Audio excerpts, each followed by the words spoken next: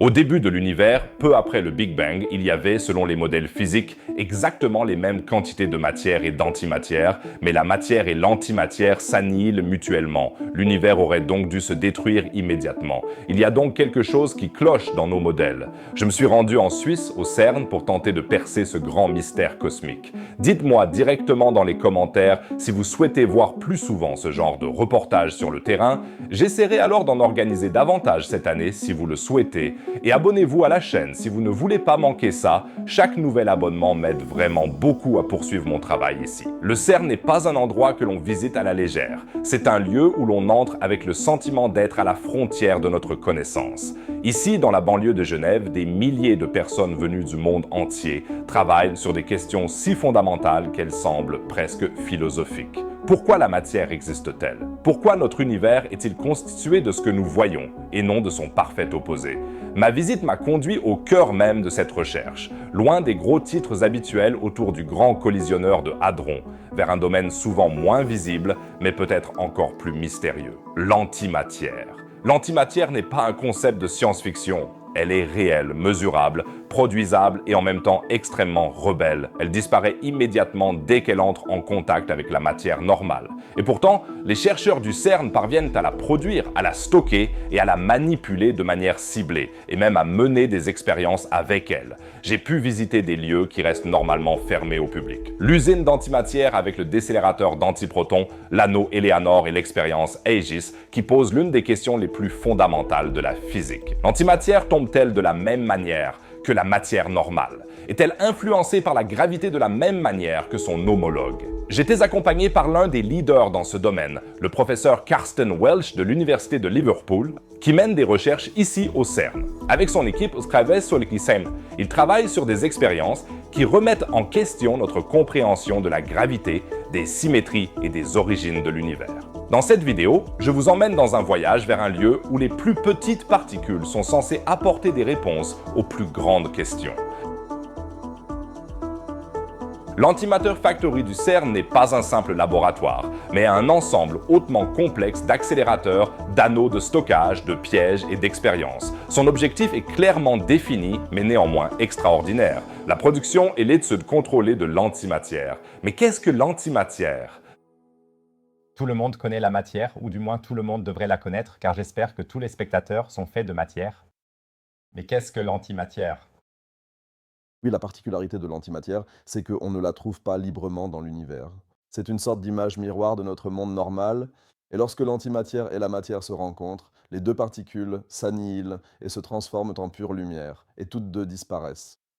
Cela veut dire qu'on peut s'imaginer une particule et une antiparticule, comme si l'une était le reflet de l'autre dans un miroir, et la particularité, c'est justement que lorsque les deux se retrouvent dans la même région de l'espace, elles disparaissent toutes les deux.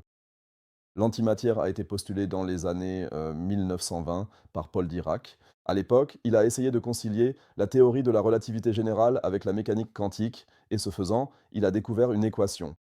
Et cette équation avait deux solutions. L'une des solutions décrivait une particule de matière, l'autre une particule d'antimatière. Et quelques années plus tard, il a effectivement détecté expérimentalement la première antiparticule, le positron. Et là, on savait vraiment comment un électron se comporte dans un champ magnétique, c'est-à-dire qu'on connaissait exactement les trajectoires qu'il décrit, comment elles sont courbées, et soudain, on a observé une particule qui faisait exactement le contraire, c'est-à-dire que cette particule avait exactement le même rayon de courbure, exactement la même trajectoire, mais la courbure était dans l'autre sens, comme une image et son reflet, d'où les termes matière et antimatière. Ici, à l'usine d'antimatière, l'antimatière n'est pas produite par hasard, elle est produite de manière ciblée en tirant des protons à haute énergie sur une cible métallique. À ce moment-là, des cascades de particules sont créées, parmi lesquelles des antiprotons. Mais ces antiprotons fraîchement créés sont beaucoup trop rapides, beaucoup trop riches en énergie pour être directement utilisables dans des expériences. C'est là que commence le véritable défi.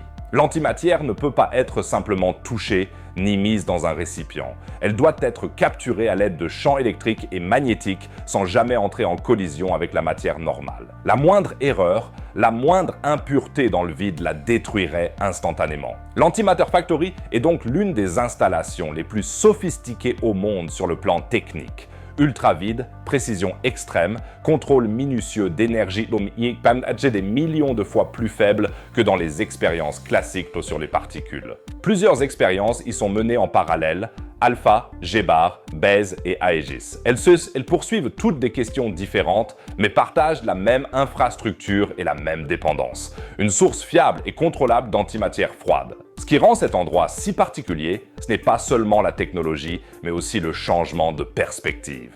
Alors que de nombreux domaines de la physique des particules aspirent à des énergies toujours plus élevées, ici, c'est le contraire qui est recherché. Ralentissement, refroidissement, contrôle, patience. La recherche sur l'antimatière n'est pas une chasse aux traces spectaculaires de particules, c'est un travail de précision à la limite du mesurable. Et c'est précisément pour cela qu'elle est si précieuse. Oui, c'est effectivement un lieu très spécial, non seulement au CERN, mais pour la science dans le monde entier. C'est le seul endroit où l'antimatière est effectivement produite de manière ciblée pour des expériences de précision à basse énergie. Autrement dit, nous essayons réellement de comprendre ce qu'est l'antimatière, comment elle se comporte et en particulier, comment elle se compare à la matière que nous connaissons habituellement. Mhm. Ce lieu joue un rôle très particulier dans ces confirmations expérimentales. Vous venez de me dire que des avancées majeures dans la recherche sur l'antimatière ont déjà été réalisées ici. Oui, assez régulièrement. La première fois, c'était à la fin des années 90, en 1996, je crois, lorsque Walter Eulert et son équipe ont effectivement produit pour la première fois de la véritable antimatière en laboratoire, c'est-à-dire de l'antihydrogène, un véritable atome, donc plus seulement un positron ou un antiproton, mais un atome neutre réel qui a été fabriqué en laboratoire. Et à l'époque, c'était un battage médiatique comme on n'en avait encore jamais vu au CERN. Cela a vraiment fait la une des journaux dans le monde entier.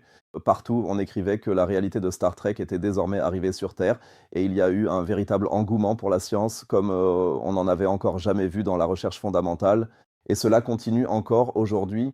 Je pense vraiment qu'on peut dire que la recherche sur l'antimatière est l'un des domaines scientifiques les plus fascinants car on remarque immédiatement, dès qu'on en parle, que les gens réagissent.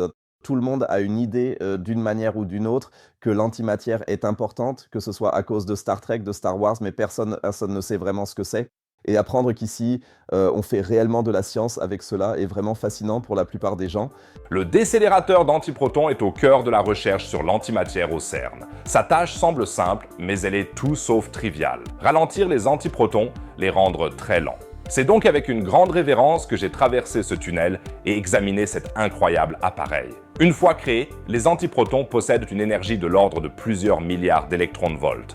Pour des expériences telles que Aegis, dont nous parlerons plus tard, ce sont des valeurs astronomiques. L'AD réduit cette énergie en plusieurs étapes jusqu'à quelques mégaélectronvolts. Mais même cela ne suffit pas. C'est pourquoi Helena a été construit. L'anneau d'antiprotons à très basse énergie. Helena est un anneau de stockage relativement petit, mais son importance est énorme. Il réduit encore l'énergie des antiprotons à seulement 100 kV environ.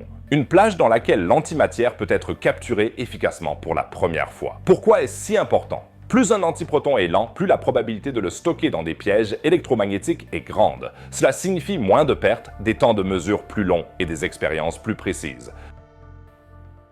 Même si nous sommes ici dans un laboratoire d'accélérateur, il nous faut d'abord ralentir les particules. Et c'est un défi que nous relevons d'ailleurs en plusieurs phases, que nous avons eu la chance de pouvoir observer aujourd'hui en détail, car nous avions un accès complet. Cela signifie que nous sommes d'abord allés dans le décélérateur d'antiprotons, c'est-à-dire un anneau où nous capturons les antiprotons et où nous les refroidissons.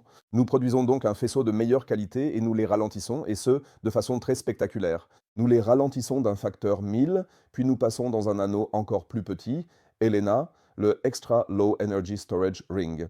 Et dans cet anneau, ils sont encore davantage ralentis, jusqu'à n'avoir plus qu'une énergie de 100 000 volts. Et c'est une énergie avec laquelle nous pouvons vraiment faire quelque chose.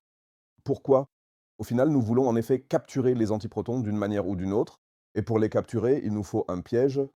Un piège est essentiellement une chambre à vide avec un champ électrique et un champ magnétique à l'intérieur. Et nos antiprotons pénètrent dans cette chambre, rencontrent alors une barrière de potentiel de 100 000 volts et sont renvoyés comme par un miroir. Ensuite, nous activons un second potentiel et nous avons déjà capturé nos antiprotons entre ces deux potentiels. Et justement, cette tension que nous pouvons appliquer est techniquement limitée à environ 100 000 volts. C'est pourquoi nous devons d'abord ralentir le faisceau. Pour cela, nous avons besoin de l'AD, pour cela, nous avons besoin d'Elena. Et tout cela, nous avons pu le voir aujourd'hui et nous avons fait le tour pour voir comment ce faisceau arrive en fait dans les expériences. Elena a fondamentalement changé la recherche sur l'antimatière au CERN. Aujourd'hui, les expériences obtiennent un nombre d'antiprotons utilisables plusieurs fois supérieur à celui d'avant Elena. Ce qui prenait auparavant plusieurs jours est aujourd'hui possible en quelques heures. Mais la mise en œuvre technique est extrêmement complexe. Les faibles énergies impliquent également une sensibilité accrue aux champs parasites, aux instabilités et aux moindres irrégularités du champ magnétique. Elena est donc un chef-d'œuvre de la physique des accélérateurs. Cela montre de manière impressionnante que les progrès dans la recherche fondamentale ne résultent pas seulement de grandes idées, mais aussi d'une précision technologique jusque dans les moindres détails. Mais le travail vraiment passionnant ne commence qu'après la réduction de l'énergie des antiparticules dans Elena. C'est alors que commencent les expériences concrètes visant à percer les mystères de l'antimatière. L'une d'entre elles est Aegis. Aegis est l'une des expériences les plus fascinantes du CERN, car elle pose une question apparemment simple dont la réponse pourrait bouleverser notre vision du monde. L'antimatière tombe-t-elle de la même manière que la matière normale? D'après tout ce que nous savons, cela devrait être le cas. La théorie de la relativité générale stipule que la gravitation agit sur la masse et l'énergie, qu'il s'agisse de matière ou d'antimatière. Mais cette hypothèse n'a jamais été vérifiée directement jusqu'à présent. Aegis veut changer cela. Nous avons également bien vu, aussi bien sur le tableau qu'en direct, que l'antimatière pouvait ensuite être dirigée vers différentes expériences. Donc une fois que nous l'avons créée, capturée et ralentie, on pourrait l'acheminer vers différentes expériences collaboratives et l'une d'elles est IGS. Tu joues un rôle de premier plan dans ce projet, je dirais. Qu'est-ce qu'on cherche exactement à découvrir là-bas? Oui, la grande question qui nous motive dans la communauté de l'antimatière, c'est essentiellement pourquoi sommes-nous ici? Pourquoi existons-nous tous les deux? Pourquoi le CERN existe-t-il? Pourquoi l'univers tel que nous le connaissons existe-t-il? Car selon la théorie la plus générale que nous ayons aujourd'hui en physique, le modèle standard de la physique des particules, la matière et l'antimatière auraient dû être créés en quantité exactement égale lors du Big Bang. Cela signifie que s'il y a eu, à un moment donné, autant de matière que d'antimatière, ce qui aurait alors dû se produire, c'est que les deux se rencontrent, s'annihilent et qu'il ne reste plus que de la lumière. Dieu merci, ce n'est pas le cas, car sinon nous ne pourrions pas être en train de parler ensemble ici, mais nous ne comprenons tout simplement pas pourquoi. Cela signifie qu'il doit exister des différences fondamentales entre la matière et l'antimatière. Et toutes les expériences menées ici à l'Antimatter Factory ont en commun que nous essayons de trouver ces différences. Cela signifie que nous réalisons certaines des expériences de précision les plus exactes au monde et que nous les appliquons à des particules d'antimatière comme l'antihydrogène. Nous faisons donc de la spectroscopie et vérifions si les transitions d'énergie dans l'antiatome sont exactement les mêmes que dans l'atome correspondant. Nous examinons s'il existe des états intermédiaires qui pourraient être légèrement différents ou dans le cas du projet AGS, nous nous posons la question suivante. Que se passe-t-il avec l'antimatière dans le champ gravitationnel de la Terre? Donc la pomme antinewtonienne tombe-t-elle aussi vers le bas ou bien monte-t-elle peut-être vers le haut? Et ce sont tout simplement des questions auxquelles on ne peut répondre qu'expérimentalement, et c'est notre mission ici. L'expérience produit de l'antihydrogène neutre, c'est-à-dire des systèmes liés composés d'antiprotons et de positons. La neutralité est cruciale car les particules chargées seraient dominées par les champs électromagnétiques et non par la gravité. L'astuce consiste à produire l'antihydrogène sous forme de faisceau horizontal. Alors qu'il se déplace vers l'avant, la gravité terrestre agit perpendiculairement à celui-ci. Des détecteurs de haute précision permettent de mesurer l'intensité de la déviation du faisceau vers le bas. Cela semble simple, mais il s'agit en réalité de l'une des expériences les plus difficiles de la physique moderne. Tout facteur perturbateur, tout champ électrique résiduel, toute vibration peut fausser le résultat. Et c'est précisément pour cette raison qu'une mesure est si précieuse. Car même un écart infime par rapport au comportement attendu aurait des conséquences énormes. Pour le principe d'équivalence, pour les symétries de la nature, peut-être même pour notre compréhension de l'asymétrie cosmique entre matière et antimatière. Aegis illustre parfaitement la force de la recherche fondamentale. Les grandes découvertes naissent souvent de questions simples lorsqu'on a le courage de les poser de manière expérimentale. Et cette année, nous pourrions assister ici à une véritable sensation scientifique. Peux-tu expliquer plus en détail comment cela fonctionne techniquement? Nous voulons donc mesurer la gravité de l'antihydrogène. Comment puis-je faire cela? Est-ce que je prends une particule d'antihydrogène et je la laisse tomber? Comment cela fonctionne-t-il exactement? Oui. Au Moyen-Âge, puis on faisait des expériences de chute, on montait sur une tour et on laissait tomber quelque chose. C'est beaucoup plus difficile avec des particules. Cela signifie que c'est vraiment un énorme défi de mesurer à quelle vitesse quelque chose tombe et si cela tombe peut-être un peu différemment. Dans notre expérience, nous produisons un faisceau d'antihydrogène. Cela signifie que nous avons un faisceau qui, au départ, se déplace essentiellement à l'horizontale, puis tombe, ou pas. Et nous mesurons cela avec ce qu'on appelle un déflectomètre de type Moaredo. C'est une installation d'environ 2 mètres de long qui observe essentiellement un motif nous indiquant à quel point ce faisceau est dévié. C'est-à-dire s'il tombe et aussi à quel point il tombe. Et c'est une expérience très difficile à réaliser. Nous commençons donc avec des antiprotons que nous devons superposer avec du positronium, ce qui pose ses propres défis. Nous avons justement eu une percée majeure en 2024 lorsque nous avons obtenu pour la première fois ce positronium. Pouvoir les refroidir avec des lasers, puis les superposer afin de générer ce faisceau d'antihydrogène et ensuite effectuer cette mesure. C'est exactement notre programme pour l'année prochaine. L'antimatière n'est donc pas un sujet marginal et exotique. Elle est la clé pour comprendre l'univers. Car après le Big Bang, la matière et l'antimatière auraient dû se former en quantités égales et s'annihiler mutuellement. Le fait que nous existions aujourd'hui signifie que quelque chose ne va pas tout à fait bien et les expériences que j'ai vues ici au CERN sont des tentatives pour comprendre ce déséquilibre. Non pas par la spéculation, mais par des mesures précises, par la patience, par une technologie à la limite du possible. Cette visite m'a vraiment profondément impressionné, non seulement en raison des installations gigantesques, mais aussi en raison de l'attitude qui les sous-tend. Il ne s'agit pas ici de réponses rapides, mais de questions claires. Il ne s'agit pas de sensations, mais de connaissances. L'antimatière nous montre tout ce que nous ignorons encore, et c'est précisément pour cela que cette recherche en vaut la peine. Et qui sait, peut-être aurons-nous cette année déjà une réponse à la plus grande question de l'univers grâce à l'expérience Aegis. Et si ce n'est pas le cas? Alors bien sûr, nous espérons qu'une distinction quelconque sera trouvée là-bas. Et si ce n'était pas le cas? Si l'on dit, d'accord, la mesure gravitationnelle a simplement montré que l'antihydrogène se comporte comme l'hydrogène, on peut cocher cette case, on le sait maintenant. Comment cela continue-t-il alors? Oui, alors nous avons bien sûr un très vaste programme expérimental qui inclut ces mesures gravitationnelles, mais qui ne s'y limite pas. Cela signifie que nous avons également prévu des mesures passionnantes pour des états exotiques du positronium appelé état de Rydberg, où nous pouvons donc mesurer précisément ce positronium qui est une particule composée d'un positron et d'un électron. Cela veut dire que nous envisageons de telles mesures. Nous étudions également actuellement des problèmes à 3 corps, où nous voulons observer la recombinaison de certaines particules.